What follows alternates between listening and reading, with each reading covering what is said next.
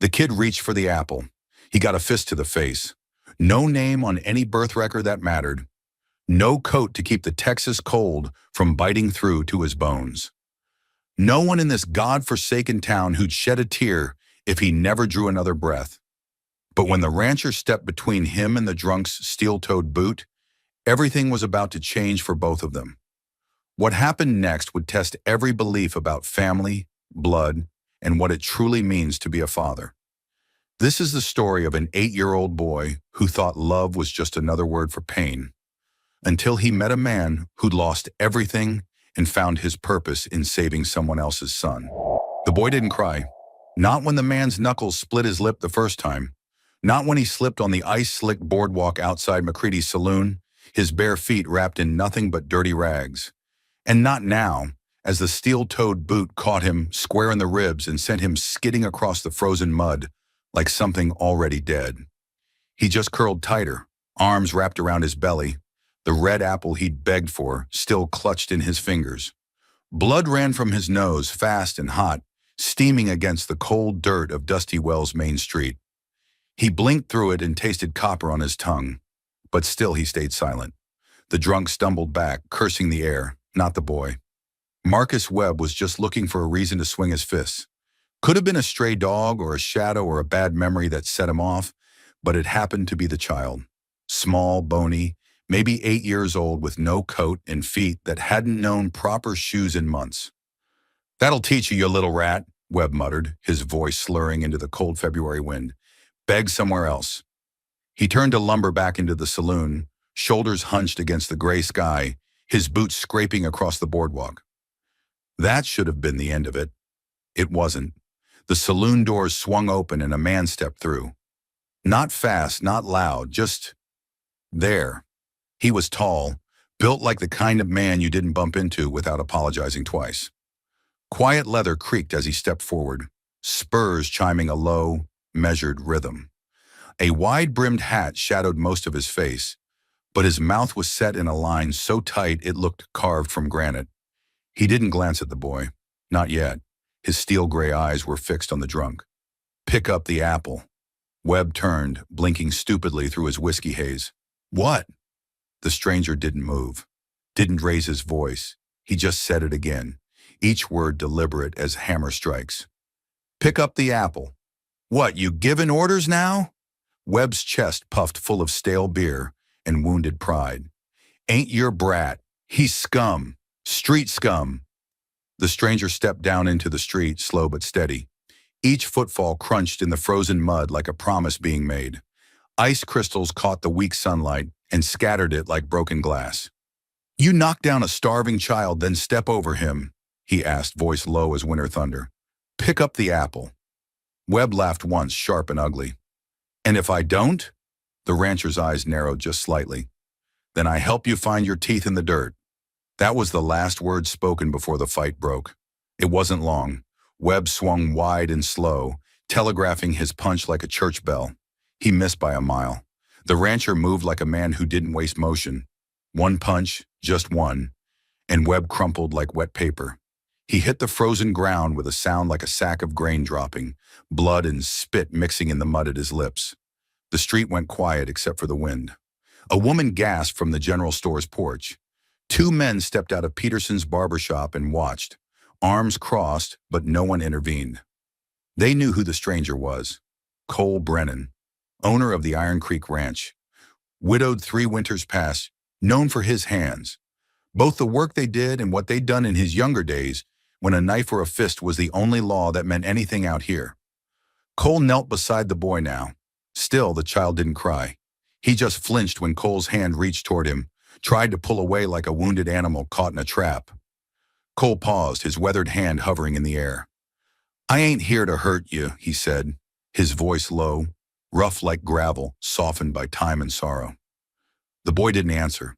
He just stared up through a mess of blood and dark hair, his chest rising in sharp, rattling breaths. His eyes were the color of summer sky, but they held a winter that had nothing to do with the weather. Cole reached into his coat and pulled out a clean handkerchief, held it out like an offering. "You got a name, son?" "No, sir."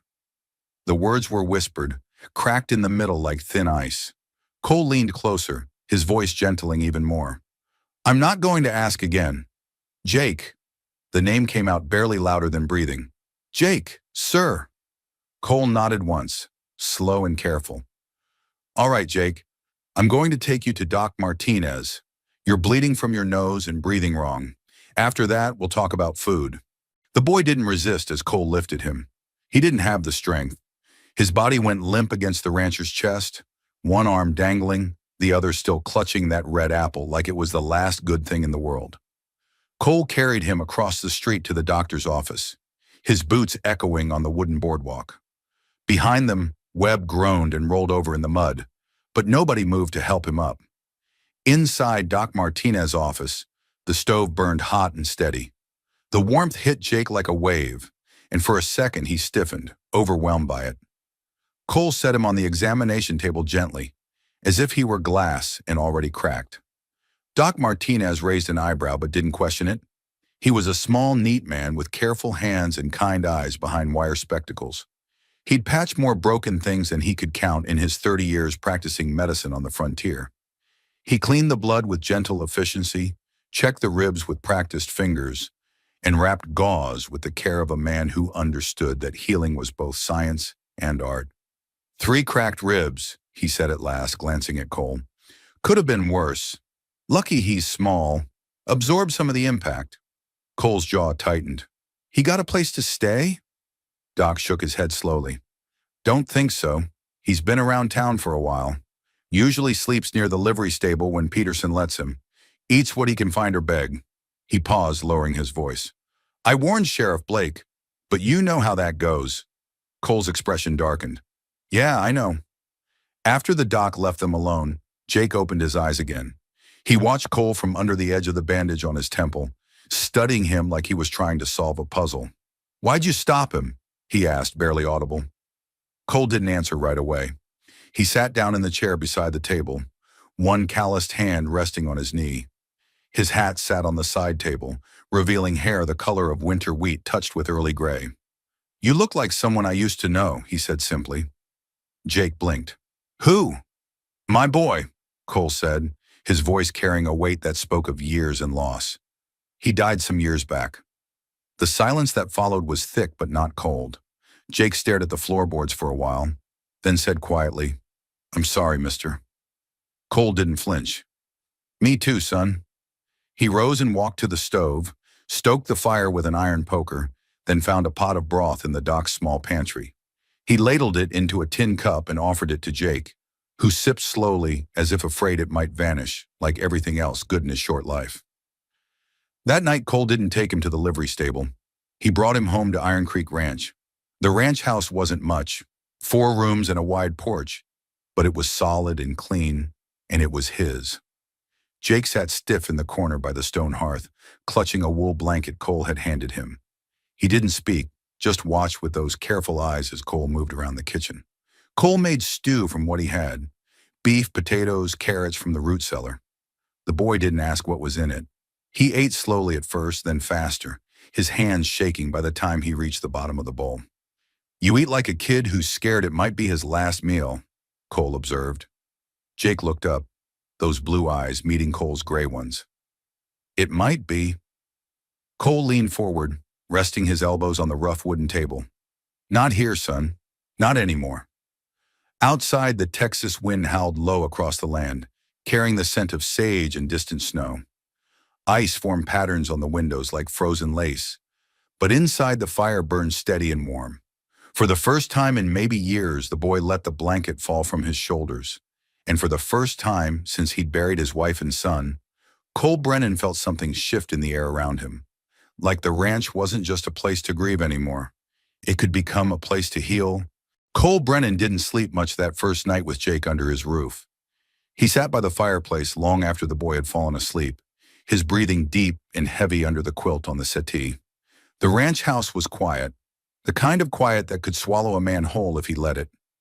Cole was used to that silence, used to nights that stretched too long and mornings that came too soon, all of it blurred by a pain he never talked about anymore. But tonight there was a different kind of weight in the quiet, one that didn't feel like grief, but something older, something he couldn't name yet. The boy shifted once in his sleep, wincing from the ache in his ribs. Cole watched him, jaw clenched, hands folded between his knees. He'd buried a son once, and though Jake was no blood of his, that ache in his chest, the one he thought had died with little Michael, had stirred again the second he saw the child lying in the street, covered in mud and shame. Cole rose just before dawn, lit the stove, and started the coffee. He was in the barn by first light, feeding the horses and breaking ice in the water troughs. When he returned, he found Jake awake, still wrapped in the quilt but sitting upright, watching him with those cautious blue eyes. "You hungry?" Cole asked, brushing snow off his shoulders. Jake nodded slowly. "There's biscuits and eggs on the table. Help yourself." Jake moved carefully, each step measured. His ribs were still sore, but he didn't complain.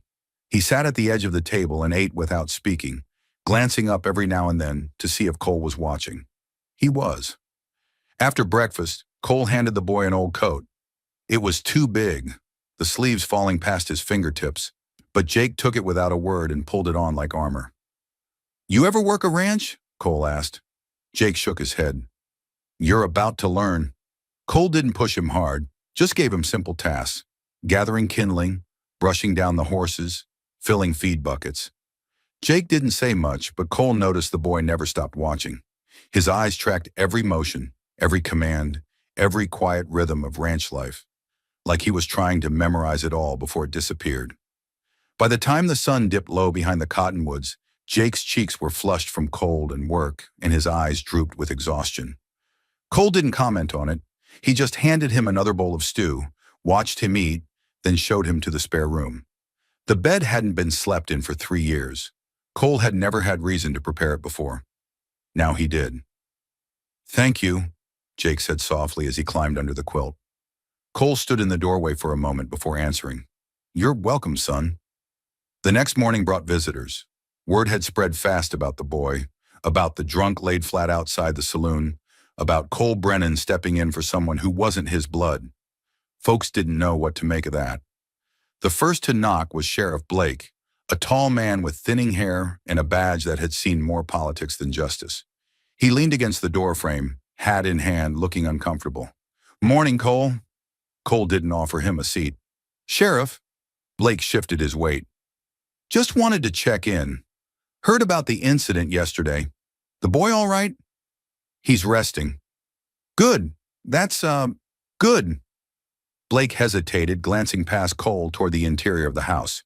"You thinking of keeping him on?"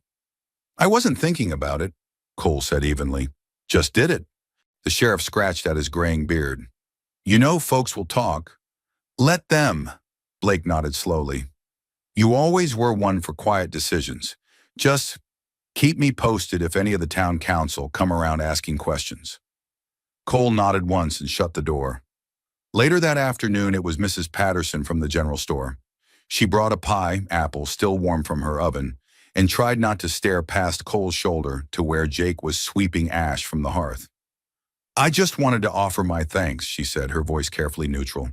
"Some folks saw what happened, said it was unpleasant." Cole didn't speak. She smiled tightly. "That boy's lucky you were there." Cole's voice was steady as stone. Luck had nothing to do with it. By the third day, it became clear that Jake wasn't planning to leave. Not that he said so, but every morning he rose with Cole, pulled on that oversized coat, and followed him out into the cold like he belonged there. And Cole didn't stop him. Something unspoken had passed between them, a kind of understanding. They were both survivors, both carrying wounds that didn't show. The difference was that Jake's were still fresh and bleeding, while Cole's had scarred over into something harder. On the fourth morning, Jake found the photograph. It was tucked on the bookshelf, half hidden behind an old ledger. A sepia-toned image, creased and faded, of a woman holding a small child. Both were smiling, frozen in a moment of happiness that felt like it belonged to another world. Cole found him staring at it, the frame held carefully in his small hands. "That's my wife," Cole said quietly, settling into the chair beside him. "Her name was Sarah. That's Michael, our boy." Jake didn't ask what happened. He didn't have to. The silence around the picture said enough. Spoke of illness and winter and prayers that went unanswered. She got sick, Cole continued, his voice distant. Consumption. Winter came early that year, and by the time I could get her to a proper doctor in San Antonio, he trailed off, shaking his head. Michael made it 2 more months after she passed.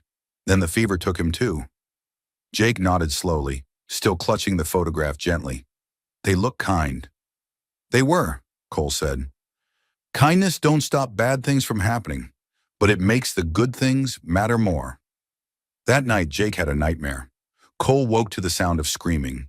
Short, sharp, panicked cries that cut through the darkness like broken glass. He rushed into the spare room and found Jake thrashing in the bed, his chest heaving, eyes clenched shut. No, stop! Please don't! Cole sat on the edge of the bed and placed a firm hand on the boy's shoulder. Jake, you're safe! The boy jerked awake, gasping, eyes wild with terror. For a moment he didn't seem to recognize where he was, and Cole saw him brace for a blow that didn't come. Cole didn't ask what he'd dreamed about. He just sat there until the shaking stopped. I remember things, Jake whispered into the darkness. Things I try to forget. We all do, Cole said quietly. Some nights I still hear them. Sarah's voice, Michael's laugh. Some nights I can still feel them in the house. Jake looked at him with those 2 old eyes.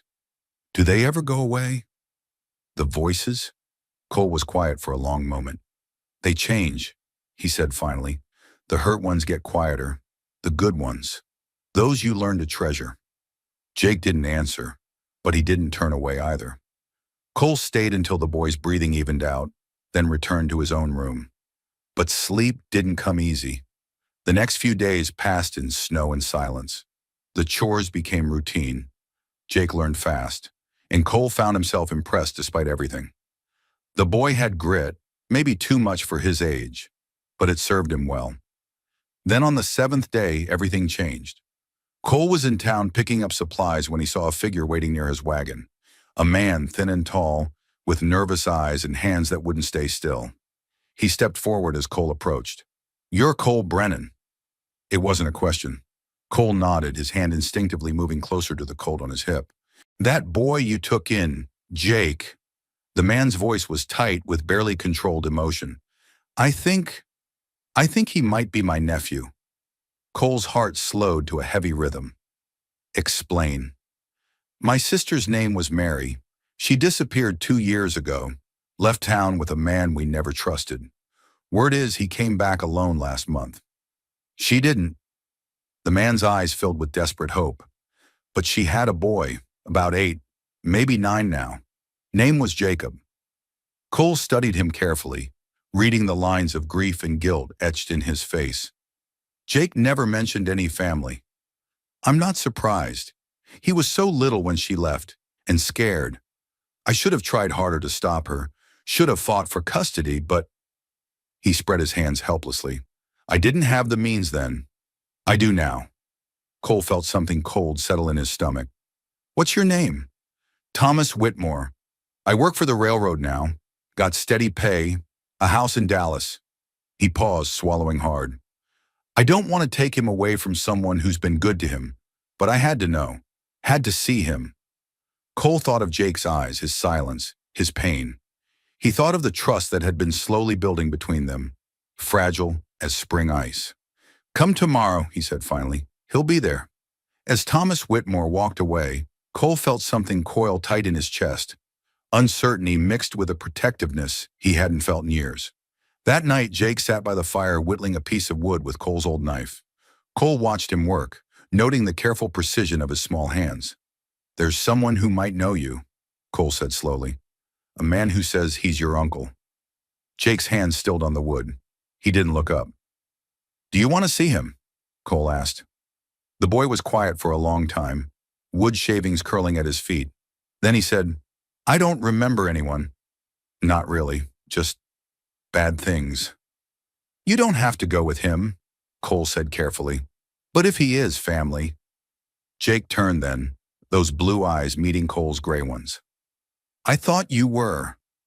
Cole's breath caught in his throat. The words hit him like a physical blow. opening something in his chest that he'd thought was sealed forever.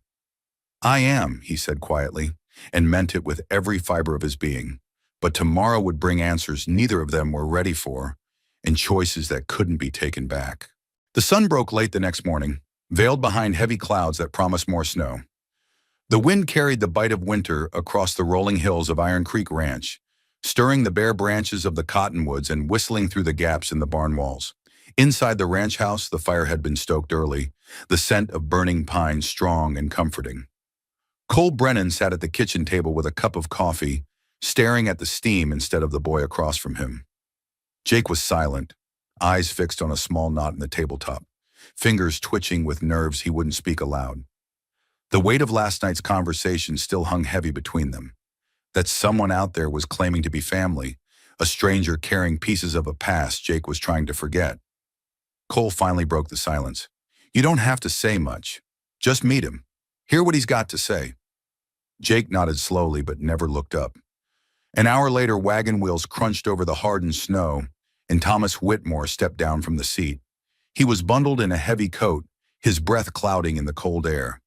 His boots made careful sounds on the frozen ground as he approached the porch. Cole met him at the door, noting the way the man's hands shook slightly as he removed his hat. Nerves, or something deeper. "Mr. Brennan," Thomas said formally, "thank you for agreeing to this." Inside, they sat across from each other at the table. Thomas on one side, Jake on the other, with Cole positioned between them like a shield. Thomas kept his hands folded in his lap, speaking gently, like a man afraid the slightest wrong word might shatter something beyond repair. "You look like her," Thomas said finally, his voice barely above a whisper. "Mary. She was stubborn, quick to laugh, quicker to fight when someone she loved was threatened." Jake blinked but said nothing. "She loved you, you know," Thomas continued, pain evident in every word. "Whatever else happened, whatever choices she made, she loved you more than life itself. I think she thought running would keep you safe." A long pause followed, filled only by the ticking of the wall clock and the distant lowing of cattle in the pasture. Jake's voice came low and careful. "Where is she now?" Thomas didn't answer right away. His chin trembled slightly, and when he spoke, his voice was thick with unshed tears. "I don't know, son. When I heard about you being here, I hoped she'd be with you. But when I heard about the man who hurt you, and that Mary wasn't," his voice broke. "I knew she wasn't coming back." Jake's hands clenched into small fists. "He said she left me, said she was tired of taking care of me, that I was too much trouble." His voice grew smaller. "She left in the night. I thought maybe she really did." Thomas shook his head fiercely. "She never would have left you willingly. Never. That man lied to you, boy. He lied to all of us." Jake finally looked up, his eyes glassy with tears he refused to shed. "Are you lying now?" The question hung in the air like smoke. Thomas met the boy's gaze steadily, and Cole saw something honest and broken in the man's face. "No, son. I swear on my sister's memory, I'm not lying." Thomas paused, his voice growing stronger. "But I should have fought harder to find you. Should have never let her leave with him in the first place. That's on me, and I'll carry that guilt till the day I die." Cole stood quietly. "You want a minute alone?" Jake nodded, and Thomas gave a grateful glance to Cole as he stepped outside into the cold. Snow had begun to fall again, soft, steady flakes that spun through the air like ash. Cole stared into it, his heart tight with something he hadn't felt in a long time. Protectiveness, fear, and a hope he didn't dare name. Inside, two voices murmured quietly, working through years of pain and confusion. When Cole returned 20 minutes later, Jake was still at the table, his eyes red-rimmed, but his shoulders somehow lighter. Thomas stood near the fire, his coat still on, hat in his hands. "I'm not taking him," Thomas said quickly, meeting Cole's gaze. "I know I don't have the right to just show up and think I can fix what I let break." He looked at Jake, then back to Cole. "But I'd like to visit if that's all right. Bring him letters if he wants them. Tell him stories about his mother." Cole looked to Jake, who gave the barest nod. "You're welcome here," Cole said simply, "long as you're gentle with him." Thomas blinked hard and nodded. "Thank you, both of you." He left not long after, snow following his wagon like a veil. When he disappeared over the ridge, Jake let out a long, thin breath and turned back toward the house. "You all right?" Cole asked. "I think so," Jake said, then softer. "I don't remember her face anymore." Cole's chest ached. "That's all right, son." "But I want to," Jake continued, his voice growing stronger. "I want to remember the good things." Cole smiled slightly. "That's all right, too." The days returned to their rhythm after that. Chores, meals, quiet evenings by the fire. But something had changed in Jake. He asked more questions, started drawing pictures on scraps of paper Cole found for him. One night, he showed Cole a sketch of a woman with long hair and kind eyes. "I think this is what she looked like," he said uncertainly. Cole studied the drawing, the careful lines, the gentle smile. "She'd be proud of you, Jake." The boy didn't answer, but his smile said enough. But peace in Cole Brennan's world never lasted long. 2 weeks later, trouble came riding back into their lives. Cole had gone to town for supplies, leaving Jake with their neighbor, Mrs. Rodriguez, who lived a quarter-mile east with her 3 children and a small garden that somehow thrived in the harsh Texas soil. It was supposed to be just for the afternoon, but by evening, Cole still hadn't returned, and Jake, sitting on Mrs. Rodriguez's porch with her youngest daughter, heard hooves approaching fast. A rider came galloping up the trail, cutting through the snow and gathering darkness like he was chased by demons. He didn't slow until he reached the porch, his horse lathered and blowing hard. "Where's Cole Brennan?" the man barked, not bothering to dismount. Jake stood slowly, his heart beginning to race. "He's in town." The rider spat into the dirt. "You tell him Marcus Webb's brother is out, and he's asking questions about the boy. Asking real specific questions." Jake's blood turned to ice. Mrs. Rodriguez came out just in time to see the dust trail disappearing into the darkness. "You know that name, mijo?" she asked gently. Jake shook his head, but his face had gone pale as winter sky. "I've heard it before," he whispered. Cole didn't come back until late, his hat crusted with snow, the wagon loaded with supplies, and his face grim as death. Jake didn't wait. He ran out to meet him, his voice high and panicked. "Someone came," said a name. "Webb. Said he was asking about me." Cole's expression turned to stone. He dropped the reins, jumped from the wagon, and set his hands firm on the boy's shoulders. "You sure about the name?" he asked. "He said Marcus Webb's brother was out and asking questions," Jake said, his words tumbling over each other. Cole cursed under his breath and stared down the trail like he could see trouble riding toward them even now. "Inside," he said grimly. "Now." The next morning, Cole went into town again, this time not for supplies. He came back with news that made Jake's blood run cold. "Samuel Webb got out on bail," Cole said, pacing the kitchen floor like a caged wolf. "No charges stuck. No one would testify against him." He stopped, fixing Jake with a steady look. "He was in the saloon last night, buying drinks and asking questions, bragging about how he's going to get what's rightfully his." Jake didn't speak, but his fist curled at his sides. "We'll leave if we have to," Cole said firmly. "I won't let him near you." Jake looked up, his voice quiet but clear. "He's not getting me back. I won't let him." Cole knelt in front of him, hands on the boy's shoulders. "You shouldn't have to protect yourself, son." "I always had to," Jake said simply. "Until now." Cole's jaw tightened. "You're not alone anymore. Not ever again." That night, Cole didn't sleep. He sat on the porch with his rifle across his lap, the cold biting at his skin, breath clouding in the air. Every sound made his eyes flick toward the tree line. The hoot of an owl, the creak of settling wood, the distant howl of coyotes. Inside, Jake slept fitfully, but he slept. For the first time in longer than he could remember, someone else was standing watch.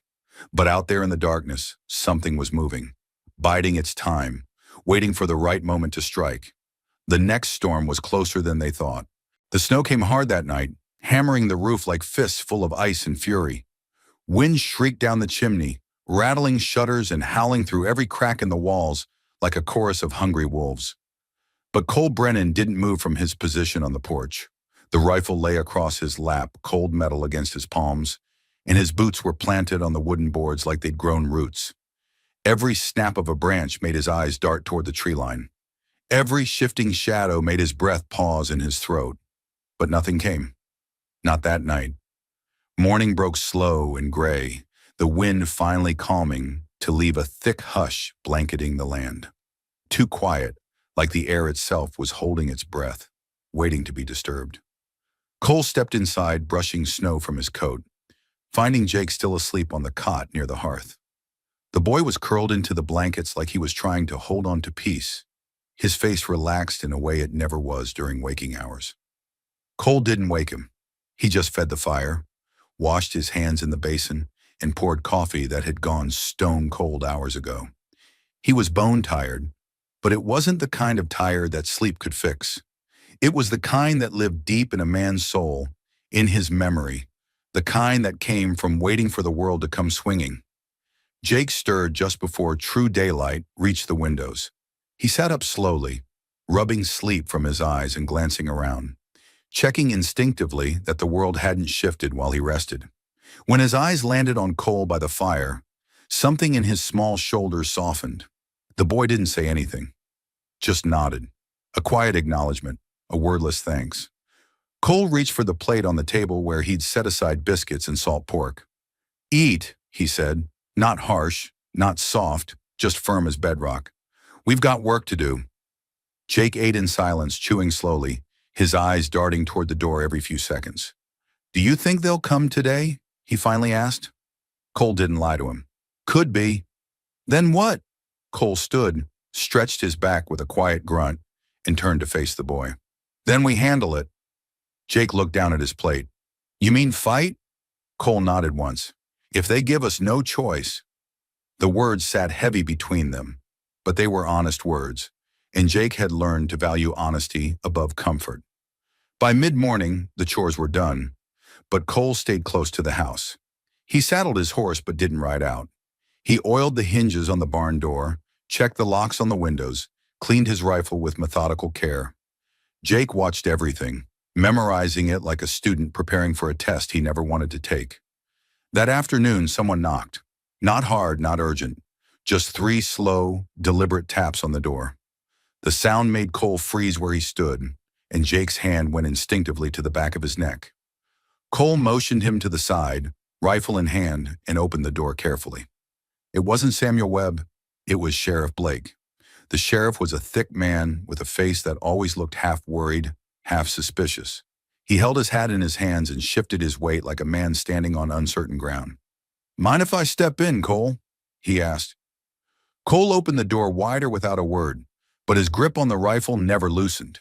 Inside, Blake took in the room with a glance, noting Jake standing behind the table, the rifle, the tension thick as smoke in the air. "I heard Webb came asking about the boy," Blake said carefully, glancing toward Jake. "He did," Cole confirmed. The sheriff sighed heavily. "I'd hoped he'd leave well enough alone. Trouble is, the law don't have much to hold him on anymore. His story's got holes in it, but..." "But?" Cole's voice was dangerous quiet. "But he's got money now. Backers. Men who'll speak for him in court if it comes to that." Blake paused, looking uncomfortable. "And you? You're just a rancher with no legal claim to the boy." Cole's jaw tightened like a steel trap. "I'm a rancher who feeds him, shelters him, and doesn't lay a hand on him in anger." Blake nodded quickly. "And I'll say that if it comes to it, but be careful, Cole. Men like Webb, when they don't get what they want legal-like, they start looking for other ways." Cole didn't answer. He didn't have to. The sheriff stepped back toward the door, tugging on his gloves. "I'll ride by when I can. Keep an eye out. But Cole, ... He paused, his hand on the door handle. "If something happens, if they come here causing trouble, you make sure you're on the right side of the law when the dust settles." Cole gave a short nod. As Blake mounted his horse and rode off, Jake stepped onto the porch. "He'll come, won't he?" the boy asked, his voice barely above a whisper. Cole looked at him long and hard, seeing too much knowledge in those young eyes. "Yes, but he won't win." For 3 days it was a waiting game. Every sunrise brought new questions. Would Webb show up today? Would he try the front door or sneak around back? Would he bring men with him? Would he come at night when honest folks were sleeping? Jake started sleeping with his boots on, Cole didn't say anything about it, but he noticed. One evening, just before dusk, while Cole and Jake were in the barn tending to a horse with a stone bruise, they heard it, the distant echo of hoofbeats. Not fast, not racing, just steady and deliberate. Cole stood slowly, his hand moving to the rifle propped against the stall. He met Jake's eyes across the barn. "Stay here," he said quietly. But Jake shook his head. "Not anymore. We face it together." Cole wanted to argue, wanted to protect the boy from what was coming, but he saw something in Jake's face that stopped him. Determination, courage, the look of someone who decided to stop running. They stepped outside together. 3 riders approached through the gathering twilight, their silhouettes dark against the gray sky. The one in the middle wore a long coat and sat his horse like a man who owned the world. Samuel Webb. "Well, well," Webb called out as he reined in his mount about 20 yards from the porch.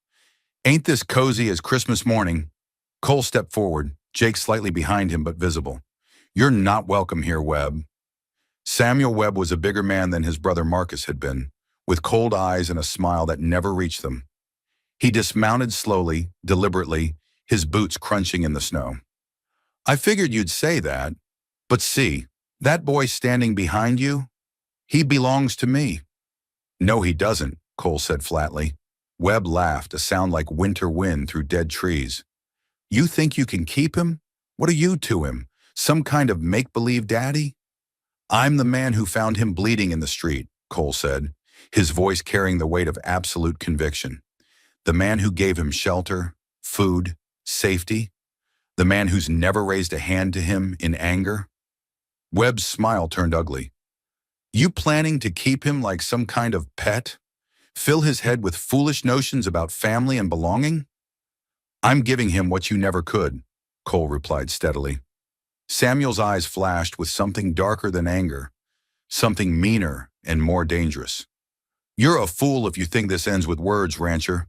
Cole's hand moved closer to his gun. "Try me." Behind him, Jake stepped forward, and Cole heard the distinctive sound of a rifle being cocked. He glanced back to see the boy holding Cole's spare Winchester, not aiming it, but ready. Webb's gaze shifted to Jake, and his expression twisted with something that might have been rage or twisted affection. "Look at that. Boy's all grown up now, holding a gun on his betters. That what you teach him, Brennan?" "I teach him not to cower before bullies," Cole said evenly. Webb spat into the snow. "You'll regret this, old man. Both of you will." "Maybe," Cole replied, "but I won't regret saving him from you." Webb climbed back onto his horse, glancing at the 2 men who'd ridden with him. They looked uncomfortable, like hired guns who'd rather be anywhere else.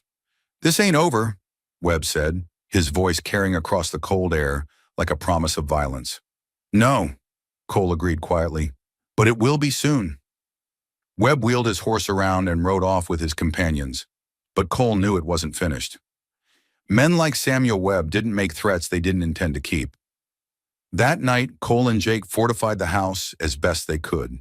They moved furniture against the windows, loaded every gun in the house, and made sure they had clear sight lines to all the approaches.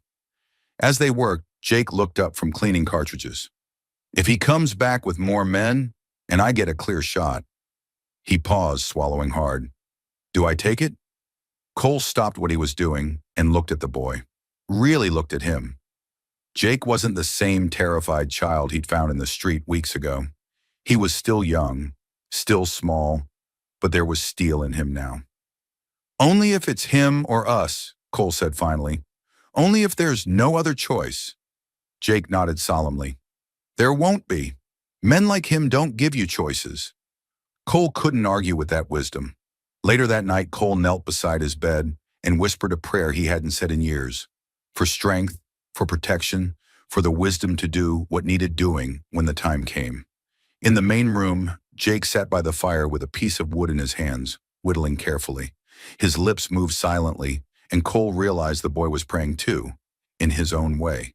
The storm outside roared louder, but inside they waited with the patience of men who'd learned that some fights couldn't be avoided, only survived. The wind picked up just past midnight, sharp and bitter as it scraped against the window panes of the ranch house. But it wasn't the wind that woke Cole Brennan from his restless doze. It was the silence beneath it, the unnatural pause in the storm's rhythm, like something had stepped between the gusts and held its breath. He rolled from his chair by the window without a sound, rifle in hand. His joints protested, but he moved like a man 30 years younger, driven by instinct, honed from years when survival meant staying one step ahead of death. In the main room, Jake was already awake, eyes wide and alert in the firelight. The boy didn't speak, just pointed toward the back wall where shadows moved wrong. Shadows didn't shift like that without company. Cole nodded once and motioned toward the root cellar they'd prepared. Jake didn't argue.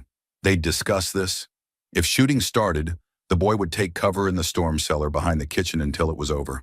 Cole counted to 10, then 20, his finger resting lightly on the trigger.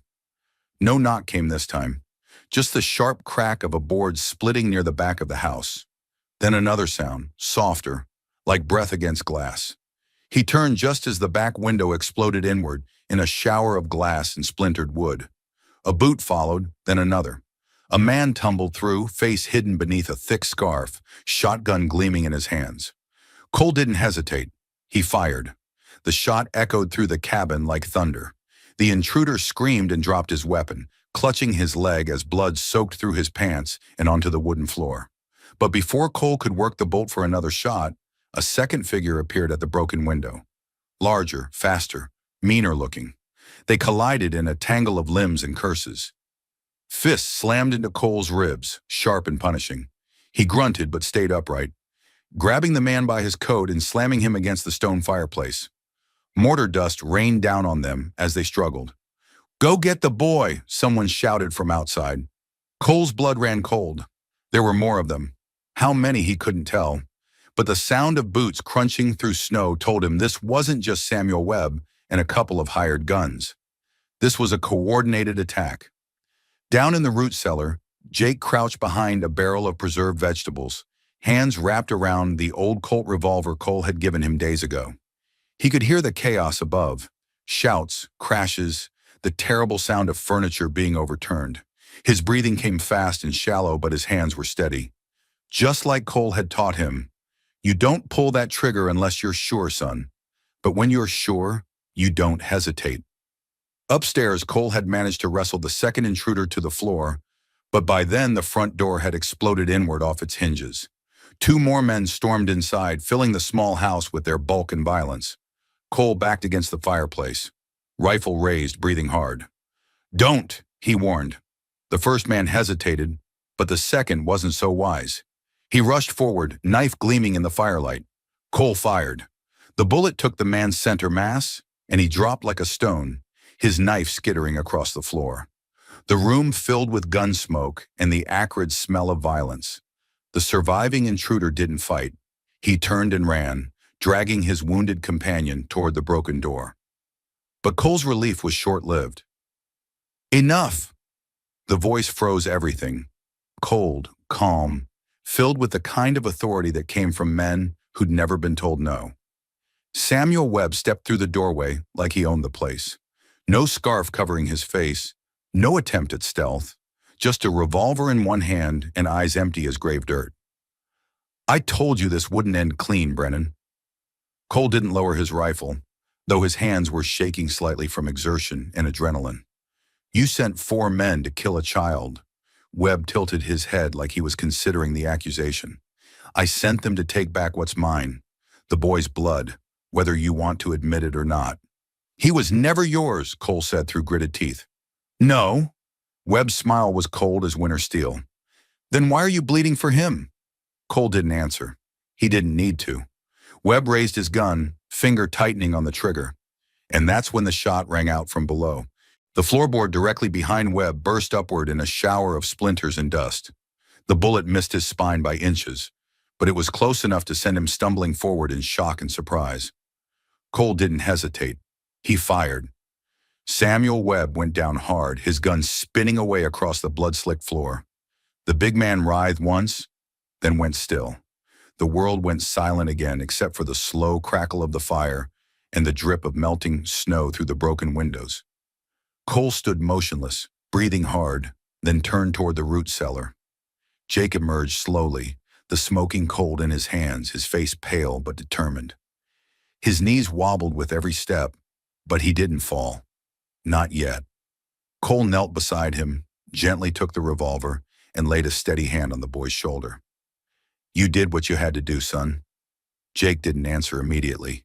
His eyes were fixed on the man lying motionless by the hearth. "I was aiming for his leg," he whispered. Cole nodded. "You gave him a chance.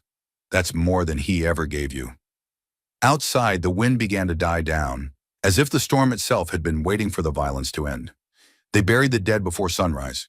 Cole didn't say prayers over them, not because he didn't believe, but because he wasn't sure they deserved them.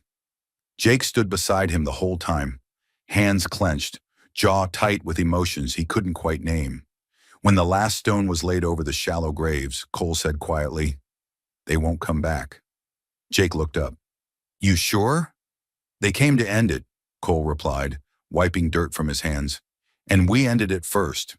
For days after, the cabin stayed quiet. Cole fixed the broken windows himself, replaced the shattered door with one from the old barn. He didn't speak much about what had happened, and neither did Jake. But the silence wasn't heavy like it had been before. It was tired, earned. Then one morning, Jake found something beside the woodpile, an envelope with no name, just a wax seal and folded paper inside. Cole read it aloud.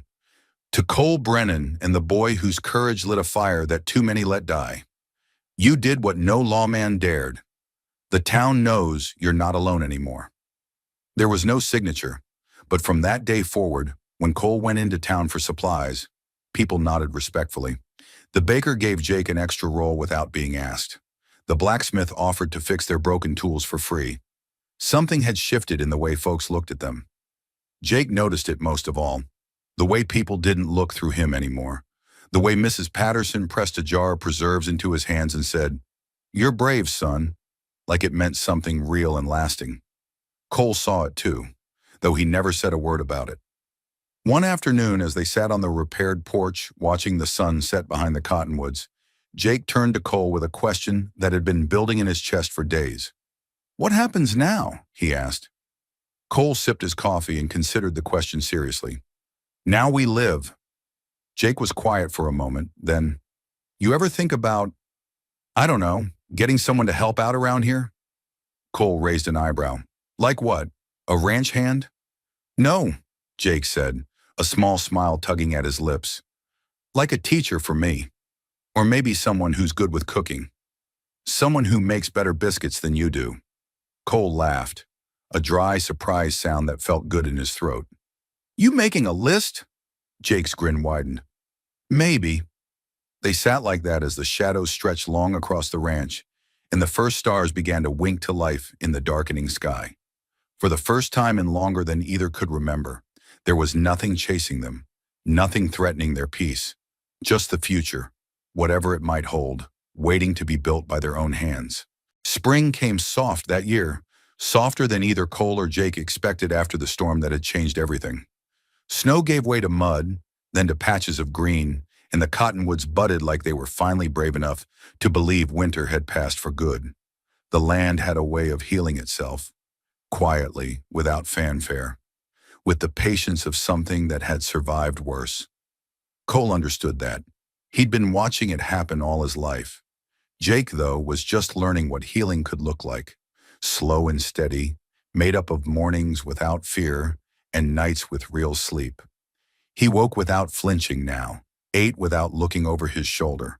The bruises he carried beneath his skin, the ones that didn't show, were beginning to fade too. Not because someone had told him to be strong, but because someone had chosen to protect him when protection mattered most.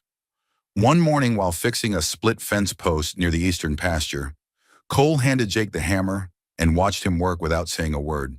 The boy's hands weren't clumsy anymore. He knew where to grip the tool, how to drive a nail without bending it, how to measure twice and cut once. Cole nodded in approval, but didn't say it out loud.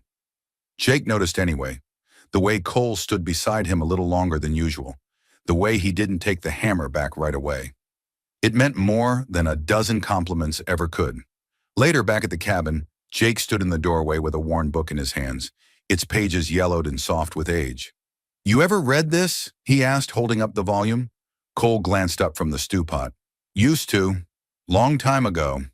Jake opened it carefully, squinting at the words. The pages don't make much sense to me yet. Cole stirred the stew with a wooden spoon. That's because they weren't written to make sense right away. You gotta live a bit before they settle in your bones. Jake looked down at the words again, running his finger along the lines. It's about forgiveness, ain't it? Cole's hand paused on the spoon. Some parts. Did you ever forgive him? The boy asked softly, not naming Samuel Webb, but not needing to. Cole didn't answer for a long moment. Then he said, I stopped carrying him around in my head. That's close enough to forgiveness for me. Jake thought about that as he closed the book carefully. That night, as the fire burned low and the wind spoke gently through the chimney, Cole found a small bundle wrapped in faded cloth by his bedside. Inside was the old Colt Jake had used during the attack, cleaned and polished until it gleamed. There was a note written in the boy's careful handwriting. I don't need this anymore. I've got you. Cole didn't show his emotion, but he sat a little straighter that night. He tucked the bundle away in his chest with the same care he usually reserved for his wife's letters and his son's baby shoes. But peace never lasted long in the West, and change had a way of riding in when you least expected it. 3 weeks after the last frost melted away, a letter arrived with the morning mail. The handwriting was neat and feminine, the paper good quality. Inside, a name Cole didn't recognize introduced herself. Elena Rodriguez, a widow from the mining town over the Eastern Ridge. Recently lost her home in a fire, the letter explained. Looking for work, heard that Cole Brennan might be in need of help around his ranch, especially with a boy to raise proper. Cole held the letter for a long time, reading it twice. Jake read it over his shoulder, then looked up with uncertain eyes. We don't need anyone, the boy said quickly. We're doing fine on our own. Cole folded the letter carefully. Maybe we are, but help ain't a weakness, son. Jake frowned, that stubborn expression Cole had come to know well. She'll try to change things, try to make us different. Maybe we need some things changed, Cole said gently. They argued about it for 2 days, not shouting, not angry, just the quiet, persistent disagreement of two people who cared about each other and feared losing what they'd built. Jake didn't want another adult looking over his shoulder, asking questions, making decisions about his life. He'd had too many of those before, and none of them had ended well. Cole understood that fear, but he also knew the road ahead was long and sometimes lonely. The boy needed more than just safety and 3 meals a day. He needed teaching, guidance, the kind of gentle care that Cole, for all his patience and love, couldn't always provide. So one morning, without telling Jake, Cole saddled his horse and rode east toward the mining country. The ride took most of the day, through rolling hills covered in spring grass and wildflowers. He found Elena Rodriguez living in a small room behind the town church, helping the preacher's wife with the laundry and mending torn clothing in exchange for food and shelter. She was younger than he'd expected, maybe 35, with dark hair streaked with premature silver and eyes that had seen too much but still held kindness. When she spoke, her voice carried the faint accent of someone who'd grown up speaking Spanish before English. I'm not looking to be rescued, Mr. Brennan, she told him directly when he explained why he'd come. I can take care of myself just fine. Good, Cole replied. I'm not looking to do the rescuing. I'm offering honest work for honest pay. She asked questions about the ranch, about Jake, about what kind of work he expected her to do. Cole answered each one plainly, not trying to sell her a dream or paint their life as easier than it was. Elena agreed to come, not because she was desperate, though times were hard, but because she recognized something in Cole's quiet steadiness that matched the ache in her own chest. They were both people who'd lost what mattered most and were trying to build something new from the pieces. When they returned to Iron Creek Ranch the next day, Jake was splitting kindling behind the house. He nearly dropped the axe when he saw the wagon approaching with a passenger. Elena Rodriguez stepped down from the wagon seat, her few belongings in a single carpet bag. She was taller than Jake had expected, with work-roughened hands and clothes that were clean but well-worn. Jake stared, then looked at Cole with betrayal written clear across his face. You didn't even ask me. No, Cole admitted, but I did it for both of us. Jake didn't speak to either of them that first night. Elena didn't try to win him over with false cheer or forced conversation. She just quietly cleaned the kitchen, mended a torn curtain, and made a stew that even Cole had to admit tasted better than anything he'd managed. She set her few things in the spare room, the one Cole had cleaned out and prepared, and hung a small wooden cross over the door without explaining why. Over the next week, life settled awkwardly into its new rhythm. Elena didn't coddle or hover. She gave Jake chores when they needed doing, but didn't watch over him like he was made of glass. She read aloud in the evenings, not to him specifically, but to herself, letting the words drift through the cabin like smoke. And Jake, against his own stubborn will, began to listen. One afternoon, while Elena was mending a saddle strap on the porch, she said without looking up, "You remind me of my nephew back in New Mexico." Jake didn't answer, but his hands stilled on the rope he was coiling. "He was stubborn too," she added with the hint of a smile. "Didn't trust easily.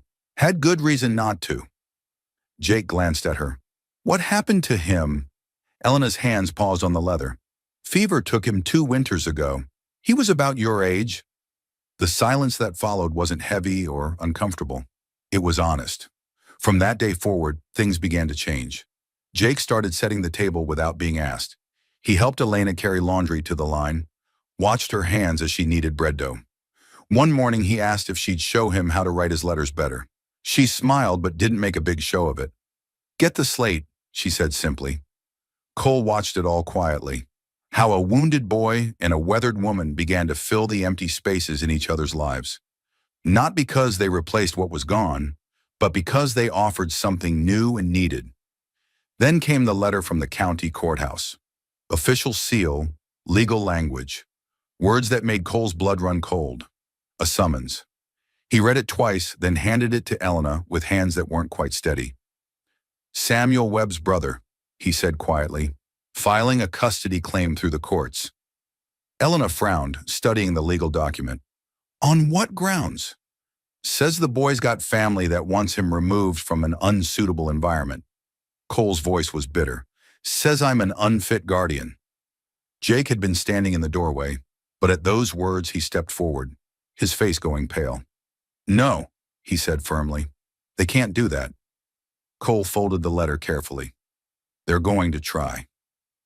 That night, Elena sat with Jake while Cole rode to town to speak with Sheriff Blake and anyone else who might have advice about fighting a legal battle. She let the boy talk, let him rage and worry and argue against the unfairness of it all. When he finally ran out of words, she brushed his dark hair back from his forehead and said softly, "Sometimes the world tries to tear apart what God is mending, mijo. But God's work is stronger than man's law."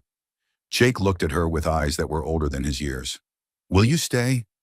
Even if they make me go?" Elena took his hands in hers, her voice steady as bedrock. "If they drag me out of here by my heels, I'll dig my fingernails into the floorboards." Jake laughed despite his tears, and Elena pulled him close. The court date was set for the following week. Cole knew what was coming. Testimonies, challenges, lawyers with fancy words and fancier suits. Men who'd never raised a hand to help a child, but thought they knew better than the people who had. But he also knew one thing with absolute certainty. That boy wasn't going anywhere. Not while he drew breath. Because Jake wasn't just some orphan he'd taken in out of pity. He was family. Real family, the kind you choose and fight for and protect with everything you have. And Cole Brennan had learned that sometimes the most important battles weren't fought with guns or fists, but with love that refused to give up, no matter what the law or society or blood relatives had to say about it. The courthouse in Dusty Wells was the finest building for 50 miles in any direction. Red brick and white columns, built with railroad money and designed to impress folks with the weight of law and order. Cole had ridden past it 100 times over the years, but he'd never had cause to step through those imposing front doors. Until now. He walked up the stone steps that morning with Jake beside him, both of them wearing their best clothes. Elena had spent half the night pressing Cole's good shirt and brushing dust from Jake's only suit jacket. The boy looked small and formal in his clean clothes, his hair combed neat, but his eyes held the same steady determination Cole had come to admire. Elena followed behind them, her best dressed dark blue with tiny flowers, her hair pinned up proper under a small hat.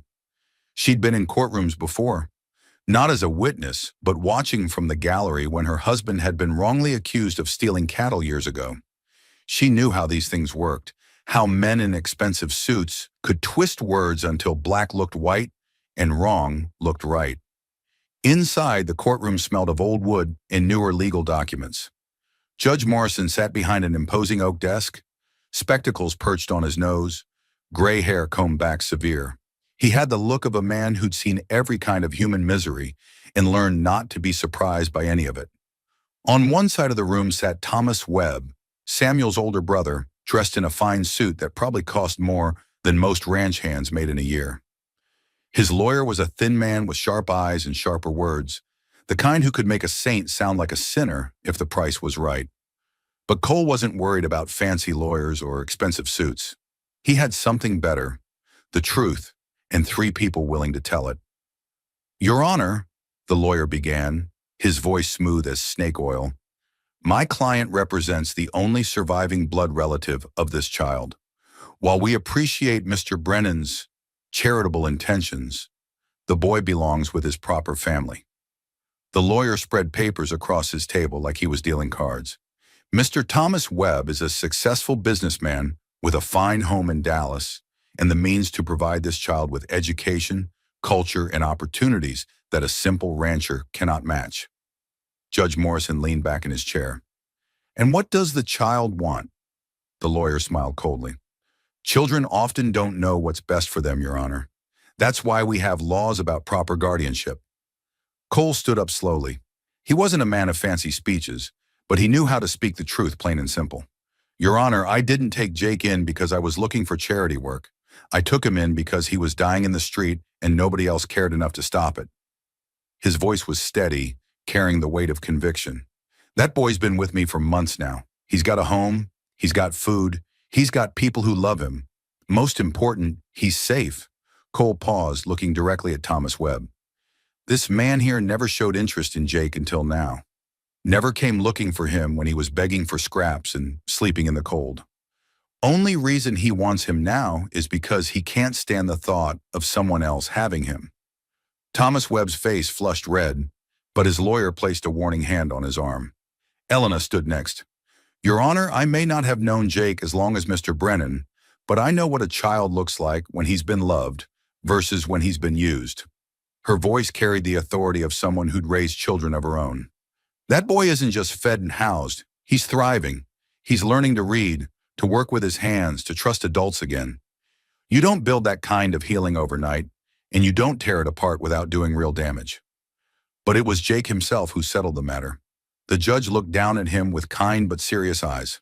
"Son, do you understand what's happening here today?" Jake nodded. "Yes, sir. That man wants to take me away from my family. Mr. Webb claims to be your family too, your blood uncle." Jake's voice was clear and strong. "Blood doesn't make family, sir. Love does. Care does. Being there when someone needs you does." He looked at Cole, then at Elena. "These people found me when I was broken and they put me back together. They didn't do it because they had to or because the law said so. They did it because they wanted to." He turned to face Thomas Webb directly. "You never came looking for me when I was hurting. You only want me now because you think I'm something you can own. But I'm not property, sir. I'm a boy who knows the difference between people who love him and people who just want to possess him." The courtroom was silent except for the scratch of the court reporter's pen and the ticking of the wall clock. Judge Morrison removed his spectacles, cleaned them slowly, and looked around the room. When he spoke, his voice carried the weight of final judgment. "This court has heard testimony from all parties. We've considered the law, the circumstances, and most importantly, the welfare of the child." He replaced his spectacles and looked directly at Jake. "Son, the law gives considerable weight to blood relationships, but it gives even more weight to the best interests of the child involved." Jake held his breath. "Mr. Thomas Webb, while your intentions may be sincere, you've presented no evidence that this child is suffering harm in his current situation. Quite the contrary, the evidence suggests he's flourishing under Mr. Brennan's care." The judge's gavel came down with a sound like thunder.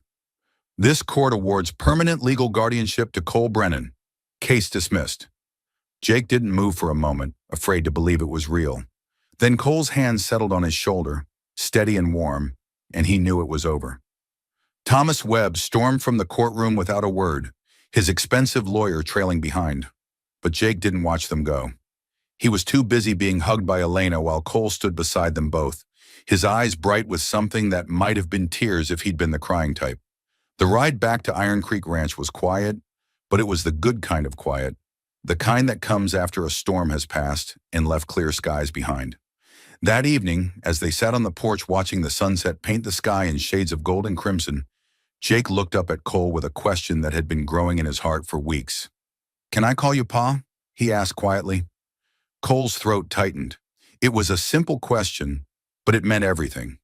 The difference between obligation and choice, between charity and love, between taking care of someone and truly belonging to each other. "I'd be honored," Cole said, his voice rough with emotion. Elena smiled from her chair on the other side of the porch, her hands busy with mending, but her heart full of joy for this family that had formed itself from broken pieces and determination. 3 months later, as summer settled full and warm over the ranch, Cole and Elena were married by the traveling preacher in a simple ceremony under the cottonwood trees. Jake stood proudly as Cole's best man, wearing a new suit Elena had made for him and grinning so wide his face hurt.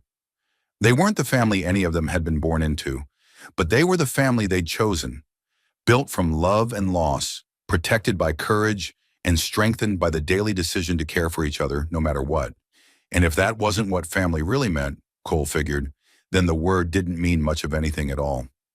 As the sun set on their wedding day and the first stars appeared in the darkening sky, Cole Brennan looked around at his wife and his son, chosen, fought for, loved beyond measure, and knew that sometimes the best things in life came disguised as the worst.